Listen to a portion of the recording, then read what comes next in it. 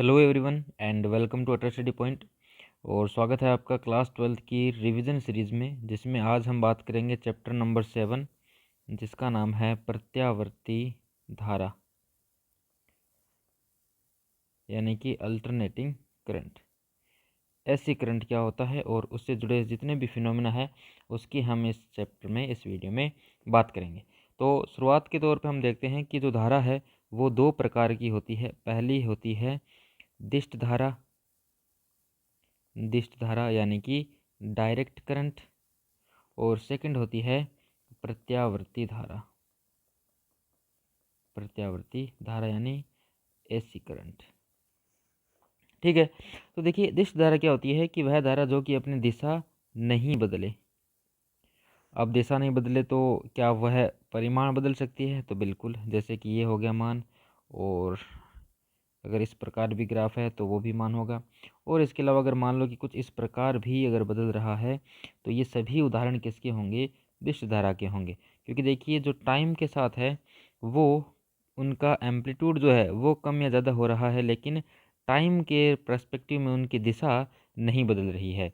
एक ही दिशा में मान कम या ज़्यादा हो रहा है तो ये सभी क्या होती है? दिष्ट धारा होती है। अब बात करें अगर प्रत्यावर्ती की धारा, तो प्रत्यावर्ती यानी कि वह धारा जो अपनी दिशा या फिर हम इसे कहते हैं कि अपनी ध्रुवता बदले। जैसे कि टाइम के सापेक्ष वह कभी पॉजिटिव तो कभी क्या हो? नेगेटिव हो रही हो। ठीक है, अब यह कई भी प्रकार से हो सकती है। जैसे मान लो कि पहले इस प्रकार हो रही हो तो इसे हम स्क्वायर वेव कहते हैं, या फिर ये ट्रायंगल वेव में भी हो सकती है। तो इस प्रकार इसका ट्रायंगल वेव भी होता है, और फिर आता है इसका साइनोसॉइडल वेव। इस प्रकार जिसे हम कहते हैं ज्यावक्रीय तरंग, ज्यावक्रीय तरंग धारा। यहाँ पॉजिटिव और यहाँ पे क्या होगी? ये नेगेटिव, और समय के साथ है। तो इसमें धीरे धीरे समय के साथ वृद्धि होती है, फिर अधिकतम होगी, फिर धीरे धीरे जीरो होगी, जीरो होने के बाद विपरीत दिशा में अधिकतम में होगी, फिर विपरीत दिशा से वापस क्या होगी? जीरो। और इस प्रकार आगे यह खुद को क्या करती रहती है? रिपीट करती रहती है। तो इसे हम क्या कहते हैं? प्रत्यावर्ती धारा कहते हैं। नेक्स्ट अगर हम बात करें कि भाई हमने पिछले चैप्टर में बात किया था कि जब हमने जनित्र से विभवांतर निकाला था, ईएमएफ निकाला था, तो उसका मान कुछ इस प्रकार आया था कि ई नॉट साइन ओमेगा टी, और यहाँ पे एप्सिलॉन नॉट का मान कितना आया था? एन बी ए ओमेगा था। ठीक है, तो अब यहाँ से अगर हम इसको देखें कि भाई हमें वोल्टेज चाहिए, तो हम वोल्टेज सोर्स को क्या लिख देंगे कि V M sine omega T, जहाँ पे वी एम क्या कहलाता है? वी एम होता है प्रत्यावर्ती धारा का, प्रत्यावर्ती यहाँ पे वोल्टता है, तो प्रत्यावर्ती वोल्टता का शिखर मान ये कहलाता है। ठीक है, और अगर हम बात करें कि अगर हम इस समीकरण में दोनों तरफ प्रतिरोध का भाग दे देंगे तो हमें क्या मिल जाएगी? धारा का मान मिल जाएगा। तो I is equal to I M sine omega T मिल जाएगा। और यहाँ पे जो आई एम है वो है प्रत्यावर्ती धारा यानी एसी का शिखर मान, शिखर मान यानी कि मैक्सिमम वैल्यू। ठीक है, और अगर हम देखते हैं कि इसका मान किस प्रकार बदलता है ज्यावक्रीय धारा के लिए, तो हम ज्यावक्रीय धारा की हम बात जब करते हैं तो ज्यावक्रीय धारा के लिए इसका मान जो बदलता है वो कुछ इस प्रकार बदलता है।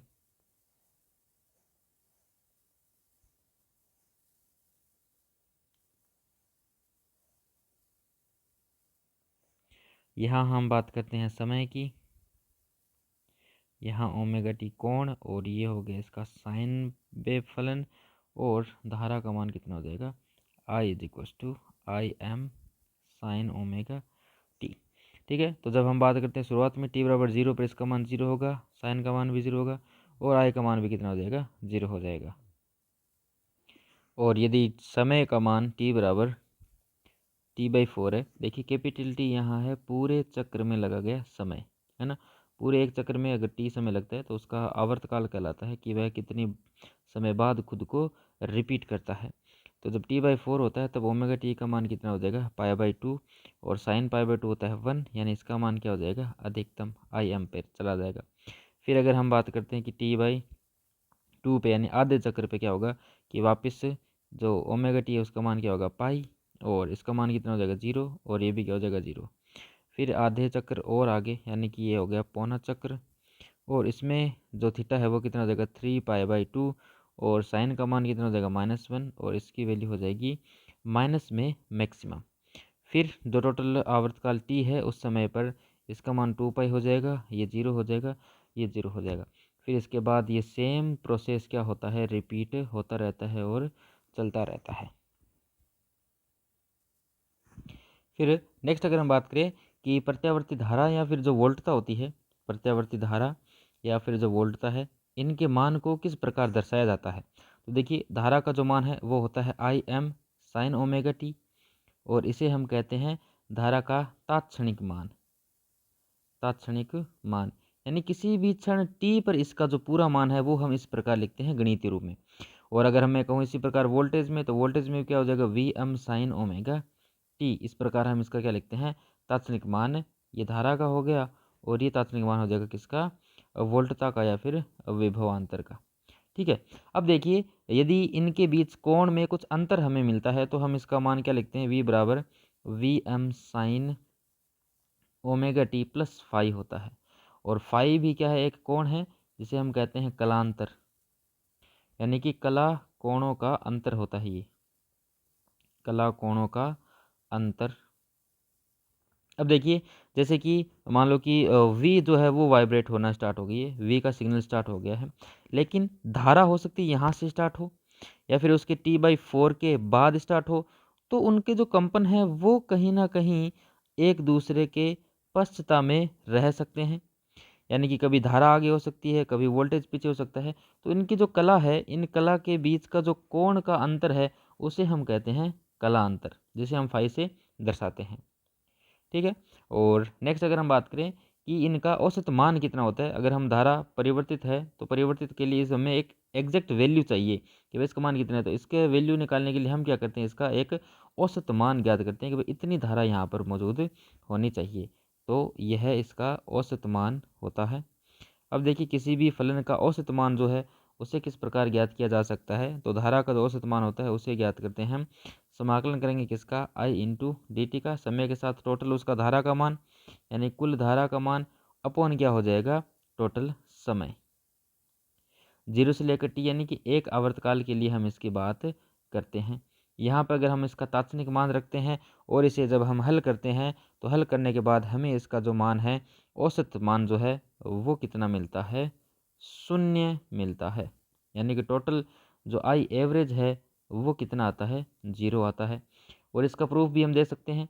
इसका प्रूफ करने के लिए हम क्या करते हैं, पहले 0 से t/2 तक जाते हैं, ठीक है, और फिर t/2 से लेकर t तक का मान ज्ञात करते हैं। तो जब हम 0 से t/2 तक का मान ज्ञात करते हैं तब हमें धारा का औसत मान प्रथम अर्ध चक्र में कितना मिलता है, वो मिलता है Im अपॉन π/2, यानी कि 2Im अपॉन कितना मिलता है हमें पाई, जो कि मान होता है लगभग 0.637 Im, यानी अधिकतम मान का इतना प्रतिशत हमें मान मिलता है, जो कि कितना हो गया 63.7%। फिर अगले चक्र में जब हम बात करेंगे तो अगले अर्ध चक्र में इसका मान आता है -2Im अपॉन पाई, है ना, और इसकी वैल्यू कितनी हो जाएगी -0.637 Im, यानी कि माइनस में रहेगा इसका मान 63.7%। अब अगर इन दोनों को टोटल जोड़ दिया जाए तो 0 से कितना आएगा t, यानी एक पूरे चक्र के लिए, पूर्ण चक्र के लिए इसका मान कितना आएगा 0 आता है।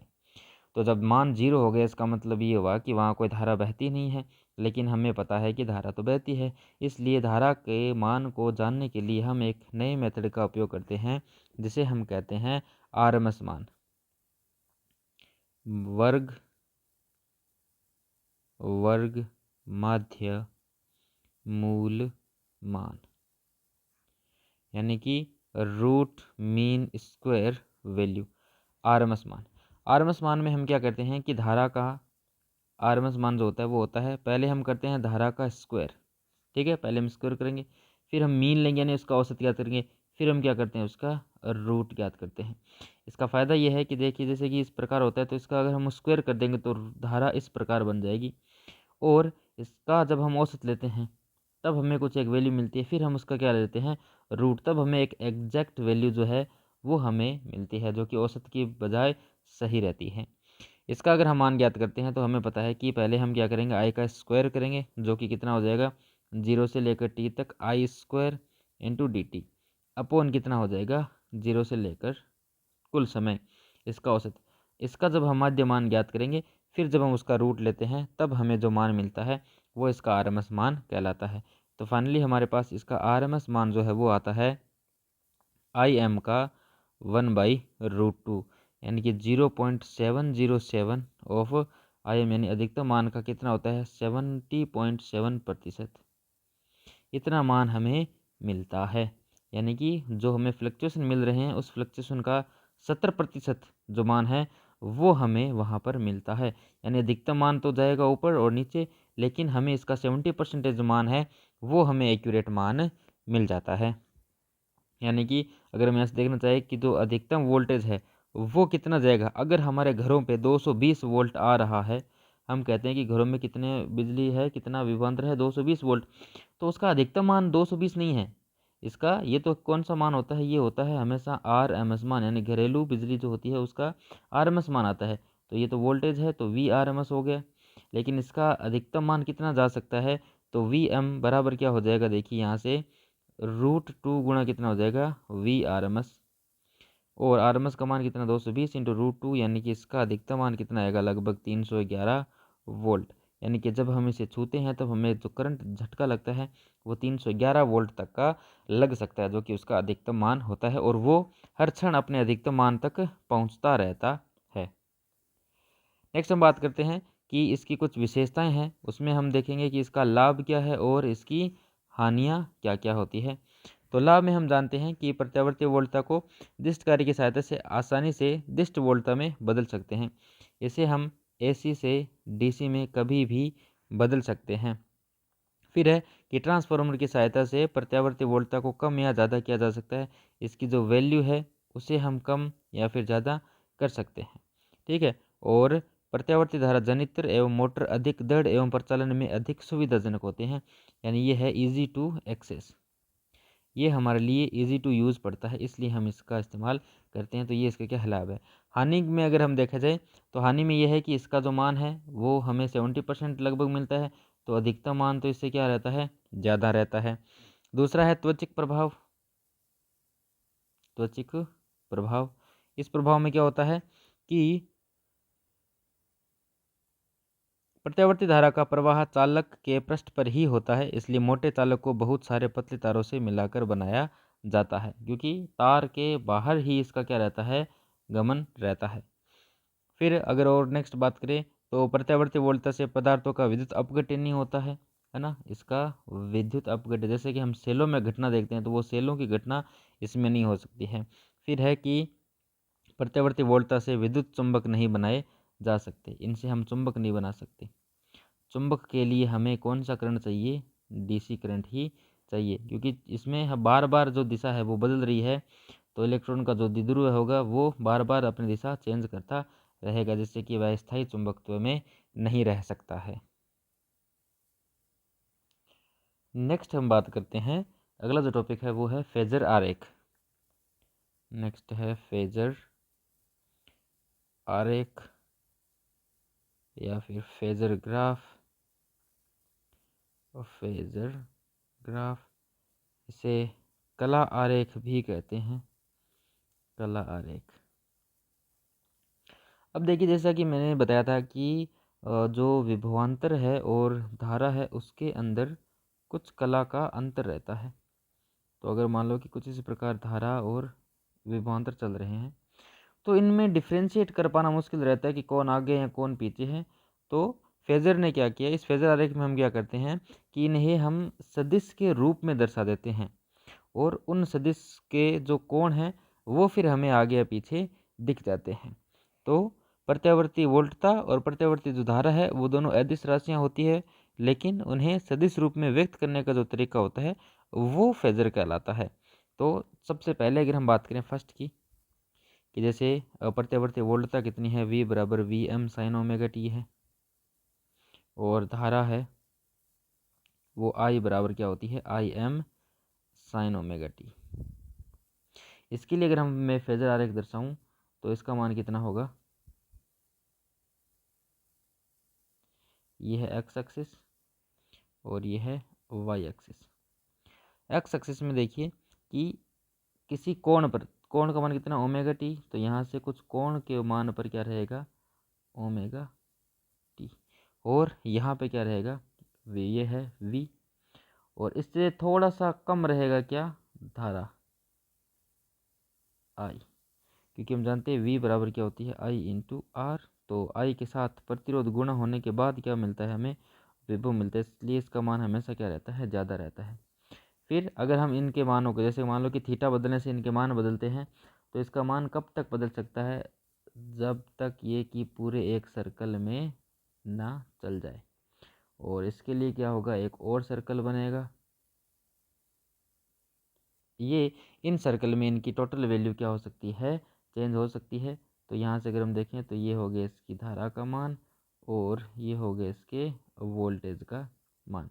तो ये जो कोण है वो क्या दर्शा रहा है, इसको ओमेगा टी को मान को दर्शाता है। अब अगर मैं कहूँ यहाँ से, जैसे कि मुझे पता है कि V बराबर क्या होगा, V M sine omega T, और धारा का मान यदि हो I बराबर I M sine omega T plus phi, है ना। अगर प्लस फाई होगा इसका मतलब क्या है कि जो कोण है इसका जो मान है ओमेगा टी, और ये धारा है इसमें फाई का क्या रहेगा, अंतर रहेगा। तो अगर मैं इन दोनों के बीच में अंतर देखूंगा तब मुझे जो मान मिलेगा वो कितना रहेगा, धारा जो है वो आगे हो जाएगी, यानी कि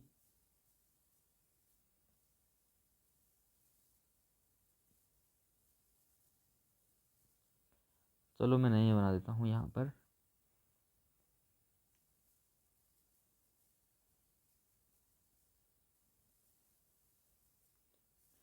तो वोल्टेज का कोण कितना है, ओमेगा टी, यहाँ पे हो गया वोल्टेज जिसका कोण होगा ओमेगा टी, और धारा का जो मान है वो ओमेगा टी प्लस फाई है, यानी ओमेगा टी कोण से कुछ थोड़ा सा आगे पे क्या रहेगी, धारा और रहेगी, तो ये हो गया फाई। तो टोटल कोण कितना हो गया, ओमेगा टी प्लस फाई, ये होगी धारा। तो अब हमें क्लियरली दिख रहा है कि कौन आगे है और कौन पीछे है। अगर इसमें यहाँ पे माइनस होता तब ये धारा क्या होती, यहाँ से पीछे आ जाती, और ये होता फाई, यानी ओमेगा टी माइनस फाई, हमें इसका मान मिल जाता है। नेक्स्ट अगर हम बात करते हैं कि प्रत्यावर्ती स्रोत जो होता है उसे हम कुछ इस प्रकार दर्शाते हैं, ठीक है। और प्रत्यावर्ती स्रोत से अगर हम विभिन्न विभिन्न प्रतिपथों को, यानी कि परिपथों में जो विभिन्न विभिन्न उपकरण हैं उनको अगर हम जोड़ें तो फिर हमें क्या क्या रिजल्ट्स मिलते हैं। तो सबसे पहले हम जोड़ते हैं जब एसी परिपथ में शुद्ध प्रतिरोध जुड़ा हो, आर हम जोड़ते, शुद्ध का मतलब है कि सिर्फ और सिर्फ आर ही हम जोड़ रहे हैं, इसके अंदर और भी कोई दूसरे एलिमेंट नहीं जुड़ेंगे, तो हम इसे इस प्रकार दर्शाएंगे आर। ये हो गया इसका आर का मान। तो यहाँ से जो वोल्टेज है वो इनपुट हम रखेंगे V M sine omega T, ठीक है। तो इसमें से जो प्रवाहित धारा है पहले तो उसका मान ज्ञात करते हैं। तो धारा का मान हमें मिलेगा, आई बराबर क्या होता है, वी अपॉन आर, यानी कि V M upon R sine omega T. तो धारा का मान हमें यहाँ से कितना मिल जाएगा, I M sine omega T, ठीक है। तो देखिए धारा का मान हो गया साइन ओमेगा टी भी, और वोल्टेज का मान भी कितना है, साइन ओमेगा टी, यानी कि इनके बीच में कलांतर का मान कितना है, 0 होता है। तो फाई का मान कितना हो गया, 0 हो गया। 0 होने से इनके अगर हम फेजर आरेख बनाएं तो फेजर आरेख क्या बनेंगे, ऐसे ही बनेंगे, सेम कोण पे ये दोनों रहेंगे।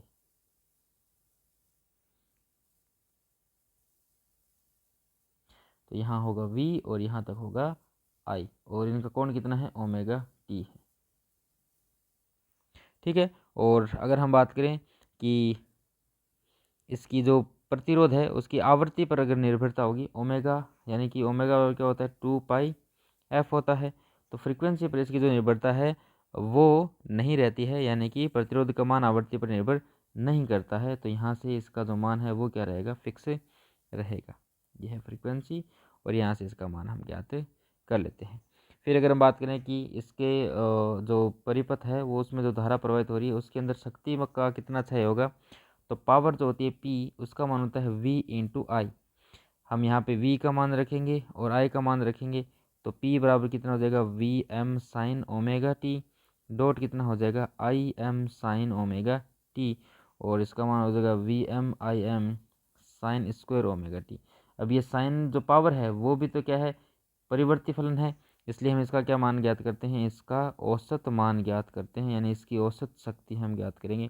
और जब हम इसका औसत शक्ति ज्ञात करेंगे तो हमें साइन स्क्वायर का औसत मान ज्ञात करना पड़ेगा, और इसका औसत मान होता है हाफ, यानी कि औसत शक्ति क्षय जो है वो हो जाएगी वी एम आई एम बटे टू, या फिर V M upon root two dot I M upon root two, यानी कि औसत शक्ति का मान जो है वो हो जाएगा V R M S into I R M S.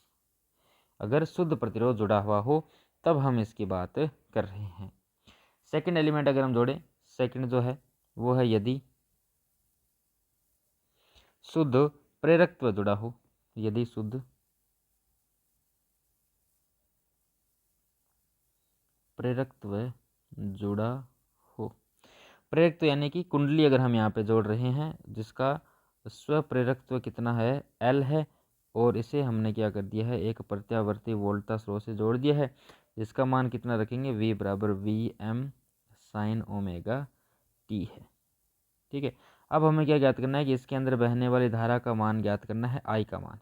तो देखिए हम एक चीज़ जानते हैं कि यहाँ से जितना वोल्टेज निकलेगा उतना ही वोल्टेज इस पर रहेगा, तो यानी कि V प्लस वी एल का मान सदैव क्या रहना चाहिए, 0। और कुंडली के अंदर जो उत्पन्न प्रेरित विद्युत वाहक बल होता है वो कितना होता है, वो होता है minus L D I upon D T होता है, और जो मान दिया जा रहा है वो मान कितना है, वो मान है V M sine omega T, यानी कि यहाँ से इन दोनों का मान बराबर होना चाहिए। फिर हम धारा का मान क्या करेंगे, दोनों तरफ समाकलन करेंगे, और समाकलन करने से हमें धारा का मान मिलता है आई बराबर I M sine omega T minus कितना मिल जाएगा, पाई बाई टू, यानी कि कलांतर का कोण जो है वो कितना मिल रहा है हमें, फाई का मान जो है वो कितना हो जाएगा, पाई बाई टू हो जाएगा। यानी धारा वोल्टता से पाई बाई टू पीछे है, कितना पीछे है, पाई बाई टू पीछे है। इसका फेजर आरेख जब हम बनाएंगे तो इसका फेजर आरेख कुछ इस प्रकार बन जाएगा कि ओमेगा टी पे तो क्या है, वोल्टेज है, ये रहा ओमेगा टी पर वोल्टेज, और इससे 90 डिग्री पे क्या है, पीछे की तरफ क्या होगी, धारा होगी। तो यहाँ से 90 डिग्री पे क्या होगी, यहाँ पे धारा, और ये हो गया इसका वोल्टेज। इस प्रकार हम इसका फेजर आरेख यहाँ पर दर्शाते हैं। फिर देखिए कि जो प्रेरक कुंडली है उसमें जो प्रतिरोध हमें देखने को मिलता है वो, उसे हम कहते हैं धारितीय या फिर प्रेरणिक, यह है प्रेरणिक प्रतिघात। इसे हम एक्स एल से दर्शाते हैं, और इसका मान कितना होता है, ओमेगा एल, जो कि होता है 2 पाई फ्रीक्वेंसी इंटू एल, इसके बराबर यह होता है। ठीक है, और अगर हम हमने कलांतर देख लिया, फेजर आरेख के बीच में ग्राफ भी देख लिया, फ्रीक्वेंसी के साथ अगर हम इसका संबंध देखना चाहें तो एक्सएल का जो मान है वो फ्रीक्वेंसी के साथ बढ़ता रहता है। तो जैसे जैसे हम फ्रीक्वेंसी बढ़ाएंगे तो प्रतिरोध का मान बढ़ जाएगा, तो कुंडली से जो प्रवाहित धारा है उस पर लगने वाला प्रतिरोध का मान भी क्या रहेगा, बढ़ जाएगा। और स्व प्रेरकत्व भी अगर हम बढ़ाएं तो भी प्रतिरोध का मान क्या रहेगा, ज़्यादा रहेगा, यानी धारा का मान क्या मिलेगा, हमें कम मिलेगा। फिर अगर हम बात करें औसत शक्ति क्षय की, तो पावर जो है वो क्या होती है, V इंटू आई। वी का मान रखते हैं, आई का मान रखते हैं दोनों। वी क्या है हमारे लिए, वी साइन ओमेगा टी है। धारा का मान कितना मिला, I N sine omega T, minus क्या है, पाई बाई टू। दोनों का गुणा करके जब हम औसत निकालेंगे तो औसत मान के लिए साइन टू ओमेगा टी रहेगा, और इसका औसत मान क्या रहेगा, पावर जो है औसत पावर वो आ जाएगी 0, यानी कि शुद्ध प्रेरकत्व के लिए जो औसत शक्ति क्षय है उसका मान क्या रहता है, 0 रहता है। नेक्स्ट अगर हम बात करते हैं थर्ड है जब हम शुद्ध संधारित्र जोड़ देते हैं, तो जब हम शुद्ध संधारित्र जोड़ेंगे और उस पर लगा देते हैं हम प्रत्यावर्ती वोल्टता, संधारित्र में भी फिर क्या होगा कि दोनों जो वोल्टेज है वो दोनों बराबर होना चाहिए, यानी कि V इज इक्वल टू कितना होना चाहिए, VC। और संधारित्र के लिए हम जानते हैं कि V का जो मान होता है वो कितना होता है, Q अपॉन C। और गिवन वोल्टेज कितना है, VM साइन ओमेगा टी बराबर क्या हो जाएगा, Q अपॉन C। अब देखिए यहाँ से हमें धारा कैसे मिलेगी, तो धारा होती है I is equal to D Q upon D T, और यहाँ से डी क्यू का मान कितना हो जाएगा, I इंटू डी टी हो जाएगा। और अगर हम इन दोनों का मान यहाँ से Q का मान यहाँ रख देते हैं, तब हम इसका क्या कर देंगे, दोनों तरफ अवकलन करके मान ज्ञात करते हैं, तो धारा का मान मिलता है I बराबर I M sine omega T plus pi by two, यानी कि कलांतर का मान कितना होगा, पाई बाई टू होगा। और इसका मान, धारा का मान क्या है, प्लस में है, तो इसका मान आगे रहेगा। और इसका फेजर आरेख जो है वो कुछ इस प्रकार बन जाएगा, यानी कि ओमेगा टी पर तो क्या है, वोल्टेज है V है, और इससे 90 डिग्री आगे क्या रहेगी, धारा रहेगी। तो ये हो गया इसका I का मान, जो कि है प्लस 90 डिग्री और हो जाएगा। तो फाई का मान कितना हो गया, 90 डिग्री हो गया। ठीक है, अगर हम यहाँ से प्रतिरोध की बात करते हैं तो कि इस पे कितना प्रतिरोध आएगा, उसे हम कहते हैं धारितीय प्रतिघात। और धारितीय प्रतिघात का मान कितना होता है, वो होता है एक्स सी बराबर 1 अपॉन ओमेगा सी। इसे हम कहते हैं धारितीय प्रतिघात, या फिर कितना हो जाएगा, 1 अपॉन 2 पाई फ्रीक्वेंसी इंटू सी हो जाएगा। ठीक है, और अगर हम बात करें अब इसके लिए पावर जो है वो क्या रहेगी, औसत शक्ति क्षय। तो औसत शक्ति क्षय जो है वो P, उसका मान कितना आएगा, इसके लिए भी शून्य ही रहेगा, क्योंकि P बराबर क्या हो जाएगा, V इंटू आई, और V इंटू आई करेंगे तो जब हमें वापस से साइन 2 ओमेगा टी का मान करेंगे, तो साइन थीटा का औसत मान सदैव क्या रहता है, 0 रहता है, यानी इसकी औसत शक्ति क्षय भी कितनी हो जाएगी, 0 हमें मिल जाती है। और एक्स सी का जो मान है वो फ्रीक्वेंसी के साथ कुछ व्युत्क्रमानुपाती रहता है, या फिर संधारित्र के साथ, यानी कि जितने ज़्यादा फ्रीक्वेंसी बढ़ाएंगे संधारित्र के केस में, उसका प्रतिरोध जो है उतना ही कम होता रहेगा। नेक्स्ट अगर हम बात करते हैं कि जब इन तीनों को एक साथ श्रेणी क्रम में जोड़ दिया जाए, यानी कि एल सी आर परिपथ की हम क्या करते हैं, अब बात करते हैं। तो एल सी आर परिपथ में इन तीनों को एक श्रेणी क्रम में जोड़ दिया जाता है, और उस पर क्या करते हैं, हम एक प्रत्यावर्ती वोल्टता स्रोत रख देते हैं, V M sine omega T. ये एल है, ये सी है, और ये आर है। अब देखिए ये दोनों हमेशा एक दूसरे के विपरीत कार्य करते हैं, और आर जो है उसके लिए तो इनके बीच कलांतर का कोई फर्क रहता ही नहीं है। तो देखिए जब फर्स्ट हम बात करते हैं कि हमने मान लिया कि जो प्रेरकत्व के लिए जो मान है वो ज़्यादा रहता है, इसका प्रभाव ज़्यादा है, इसका प्रभाव कम है। फिर हम देखेंगे कि इसका प्रभाव ज़्यादा हो और इसका प्रभाव कम हो, तब हम इन दोनों की केस की बात करते हैं।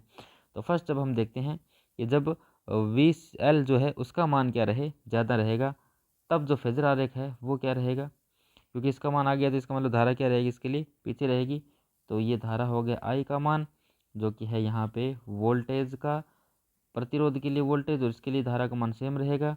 जब हम रखते हैं वी एम एल, और ये क्या हो जाएगा, वी एम सी हो जाएगा, दोनों एक दूसरे के विपरीत। और इन दोनों के कारण एक औसत मान रहेगा, वो मान कितना हो जाएगा, किसी भी फाई कोण पर रहेगा वी एम। ये इन दोनों के प्रभाव के कारण हमें एक वोल्टेज का मान मिल जाता है, और यहाँ हमें धारा का मान मिल जाएगा आई इंटू एम हो जाएगा। ठीक है, तो प्रतिरोध के लिए वी एम आर क्या हो जाएगा, धारा इंटू प्रतिरोध।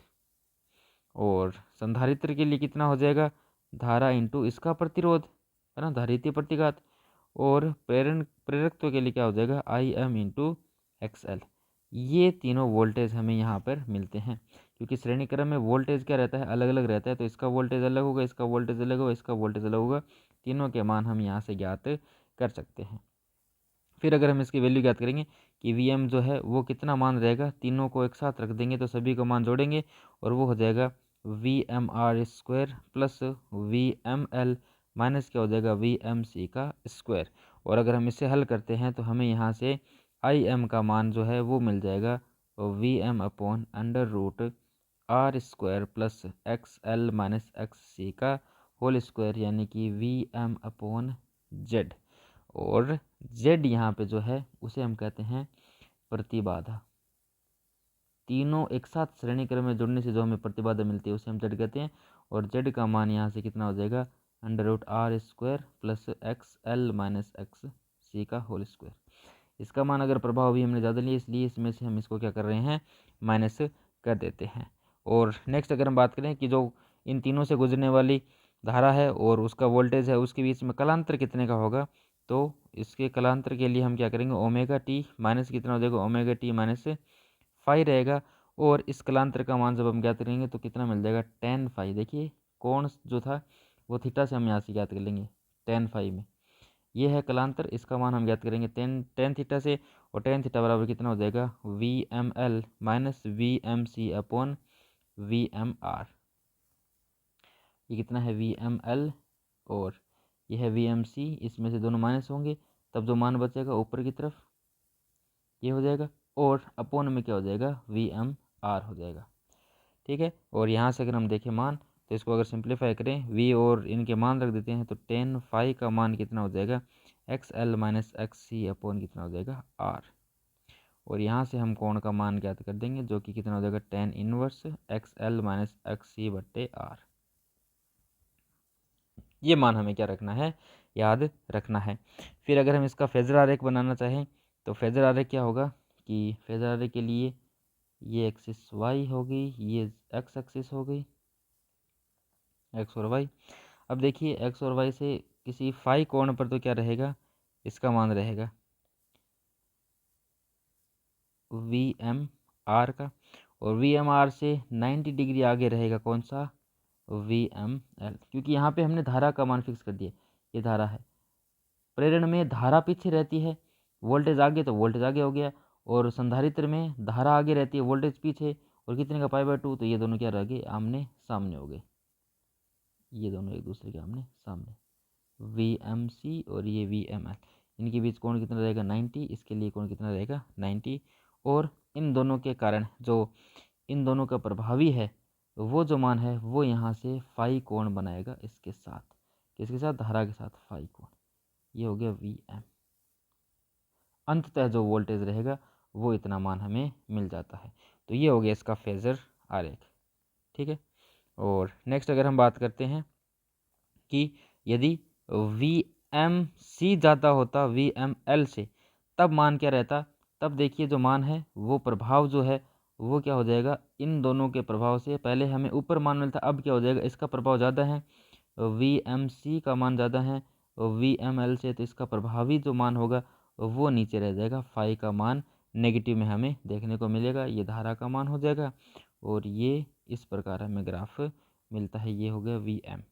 ठीक है, और जो z का मान है वो कितना हो जाएगा, वो हो जाएगा √r² प्लस XC माइनस क्या हो जाएगा अब XL का स्क्वायर, और फाई का मान कितना रहेगा, tan inverse XC minus XL/R हो जाएगा, पहले XL माइनस XC था। ठीक है, इसलिए हम यहाँ पे बात करते हैं। फिर यहाँ से एक कंडीशन आती है, थर्ड कंडीशन, यदि VML बराबर क्या हो जाए VMC, तब हमें फाई का मान क्या मिलेगा, 0, और z जो है वो किसके बराबर हो जाता है, R के बराबर हो जाता है। इसे हम कहते हैं अनुनाद की स्थिति, अनुनाद की स्थिति। और यहाँ XL बराबर भी क्या हो जाएगा, XC, दोनों हमें क्या मिलते हैं, बराबर मिलते हैं, जिसे हम क्या कहते हैं, अनुनाद की स्थिति कहते हैं। और अनुनाद की स्थिति में जो हमें अनुनादी फ्रीक्वेंसी मिलती है, अनुनादी आवृत्ति, चूँकि XC बराबर क्या हो गया, XL हो गया, यानी कि 1/ωc बराबर क्या है, ωL, और यहाँ से ω² बराबर 1/ωc, और ωR जो यानी रेजोनेंस फ्रीक्वेंसी है वो हो गया 1/√L/C। ये मान हमें मिलता है जब अनुनाद होता है, तब अनुनादी फ्रीक्वेंसी इतनी देखने को मिलती है, या फिर फ्रीक्वेंसी के रूप में देखें तो 1/2π√LC इसका क्या रहता है, मान रहता है। ग्राफ की अगर हम बात करें तो प्रतिबाधा आवृत्ति में जब देखें z और फ्रीक्वेंसी में, तो जैसे जैसे फ्रीक्वेंसी बढ़ेगी तो प्रतिबाधा कम होगी एक कम मान के लिए, लेकिन फिर क्या होगा, वापस से वो बढ़ने लग जाएगी। तो जब अनुनाद होता है तब प्रतिरोध का मान सबसे कम होता है, जो कि किसके बराबर रहेगा, शुद्ध प्रतिरोध के बराबर। तो प्रतिबाधा का मान प्रतिरोध के बराबर हो जाएगा। और धारा का मान अगर हम देखें तो अनुनाद की स्थिति में धारा का मान सबसे ज़्यादा होता है, फिर वापस हमें कम मिल जाता है, क्योंकि प्रतिरोध कम है तो धारा का मान भी क्या रहता है, ज़्यादा ही देखने को मिलेगा। फिर अगर हम बात करें इसके बाद नेक्स्ट अगर हम देखें तो जो नेक्स्ट है वो है इसकी औसत शक्ति। तीनों के मामले में औसत शक्ति कितनी रहेगी, औसत शक्ति। तो औसत शक्ति जब रहेगी तो वो हम जानते हैं कि P बराबर क्या होता है, V इंटू आई, यानी कि P जो एवरेज है वो हो जाएगा V RMS इंटू आई RMS कोस फाई। ये तीनों जब श्रेणी क्रम में जुड़े हैं तब के लिए टोटल मान हमें मिल जाता है।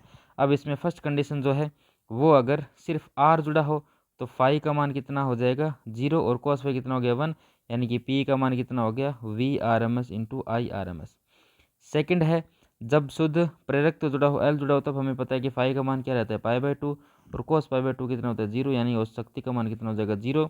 और थर्ड जब C जुड़ा हो तब भी फाई का मान कितना होता है -π/2 और कोस -π/2 भी कितना होता है 0 होता है, यानी कि P का मान क्या रहता है 0, जो कि हमने अलग अलग के लिए भी देख लिया था और तीनों की एक साथ कंडीशन में भी हमें यही मान मिलता है। फिर लास्ट जो टॉपिक है इसका वो होता है ट्रांसफॉर्मर। लास्ट है ट्रांसफॉर्मर। ट्रांसफॉर्मर किस सिद्धांत पर कार्य करता है, ये सिद्धांत पर प्रेरण के सिद्धांत पर कार्य करता है। इसके अंदर दो कुंडलियां होती है और इन कुंडलियों में एक होती है प्राथमिक और एक होती है द्वितीय कुंडली, और यहाँ से होती है निवेशी वोल्टेज Vp और ये होता है निर्गत वोल्टेज। इन दोनों में जो संबंध है वो क्या मिलता है हमें, Vp/Vs बराबर रहेगा Np/Ns। N यहाँ पे है लूप की संख्या, यानी कि फेरों की संख्या। फेरों की संख्या क्या है ना। तो इसका जो क्रियाविधि है वो क्या होती है कि प्राथमिक कुंडली जो है उसमें निवेशी प्रत्यावर्ती वोल्टता आती है और इस प्रत्यावर्ती वोल्टता के कारण अन्योन्य प्रेरण होता है। फिर उस द्वितीय कुंडली में क्या रहता है, निर्गत वोल्टता में मिलती है। इनके फेरों की संख्या को कंट्रोल करके हम जो निर्गत वोल्टता है उसे हम क्या कर सकते हैं, कंट्रोल कर सकते हैं। इसलिए हम इसे क्या कहते हैं, ट्रांसफॉर्मर कहते हैं। और इसके दो प्रकार होते हैं। पहला है ऊंचाई ट्रांसफॉर्मर, जिसमें हमें जो सेकेंडरी मान है वो क्या मिलता है, ज़्यादा मिलता है, यानी ये बढ़ाकर मान को देता है। और दूसरा जो इसका प्रकार है वो है अपचयी। अपचयी में जो मान है वो क्या मिलता है, हमें कम मिलता है सेकेंड में, यानी कि हम इसका मान कम या ज़्यादा कर सकते हैं। ट्रांसफॉर्मर के माध्यम से हम वोल्टता के मान को कम या ज़्यादा कर सकते हैं। ट्रांसफॉर्मर की कुछ हानि होती है, जैसे कि पहली होगी ताम्र हानि। ताम्र हानि कब होती है, ये होती है कुंडलियों के प्रतिरोध से। दूसरा है फ्लक्स में क्षरण, यानी कि जो फ्लक्स है वो नियमित रूप से इसमें नहीं रहता है, उसके कॉर्नर से क्या रहता है, थोड़ा बहुत फ्लक्स बाहर आ जाता है। तीसरा है भंवर धाराएँ। भंवर धारा क्या नहीं, भंवर धारा क्या होती है, इसे हम एडी करंट कहते हैं। और यह चुंबकीय फ्लक्स में परिवर्तन होने के कारण इनकी कोर जो होती है लोहे की प्लेटें, उनके अंदर क्या होता है, करंट उत्पन्न होता है, जिसे हम क्या कहते हैं, भंवर धारा कहते हैं। ठीक है, तो इस प्रकार हमने ये चैप्टर भी क्या कर लिया है, कंप्लीट कर लिया है। आई होप आपको चीज़ समझ में आ गई है। फिर भी अगर कोई डाउट है तो आप कमेंट सेक्शन में पूछ सकते हैं। हमने बस एज रिवीजन की तरह है इसको लिया है, हमने पूरा डिटेल में नहीं जाना है। हमने बस मेन टॉपिक्स उठाए हैं और उनके जो परिणाम है, जो रिजल्ट है वो क्या क्या रह सकते हैं, उनकी ही हमने चर्चा की है। ठीक है, अगर कोई भी न्यूमेरिकल बनता है तो आपके लिए सिर्फ और सिर्फ फॉर्मूले ही आपको काम में आएंगे। और ट्रांसफार्मर के बारे में जो क्रियाविधि है वो आपके नोट्स में सब कुछ लिखा हुआ है, आप नोट्स को साथ में रखें, उनको रिवाइज करते रहें।